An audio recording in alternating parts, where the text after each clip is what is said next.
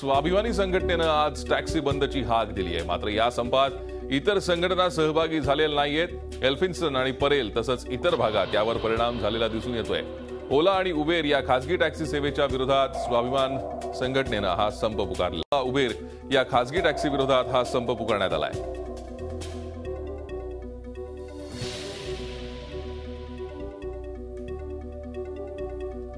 इतर संघटना मात्र या संपात सहभागी नाहीयेत।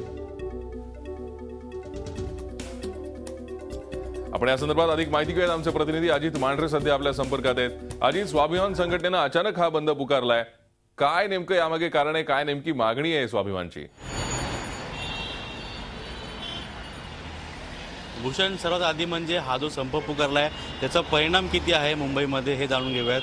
सुरुवातीला फक्त एल्फिन्स्टन, परळ आणि दादर भाग असेल किंवा जो विमानतळ परिसर असेल या ठिकाणीच फक्त या संपूर्ण जे आंदोलन पुकारलेल्या टॅक्सीवाल्यांनी, स्वाभिमानी संघटना नितेश राणे यांची, त्यांच्या फक्त या 2 ते 4 भागामध्ये त्याचा परिणाम आहे।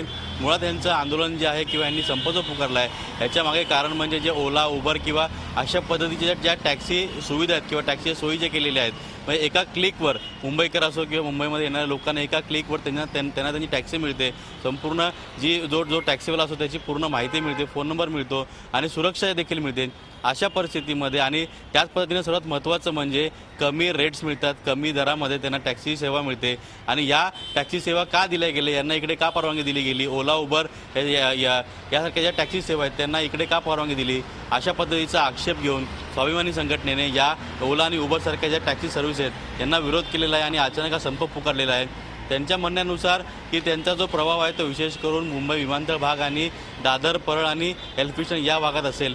थोड्याफार प्रमाणामध्ये या ठिकाणी त्यांचा इफेक्ट आहे, पण विशेष करून जे टॅक्सी आहे ते टॅक्सी मुंबई इतर जे टॅक्सी संघटना आहेत, शरदराव असतील किंवा इतर टॅक्सी संघटना आहेत, त्यांचा कुठेही संप नसल्यामुळे या टॅक्सी संपाचा किंवा या अचानक पुकारलेल्या आंदोलनाचा कुठे याचा फरक पडताना दिसत नाहीये। झी 24 तास रहा एक पाऊल पुढे।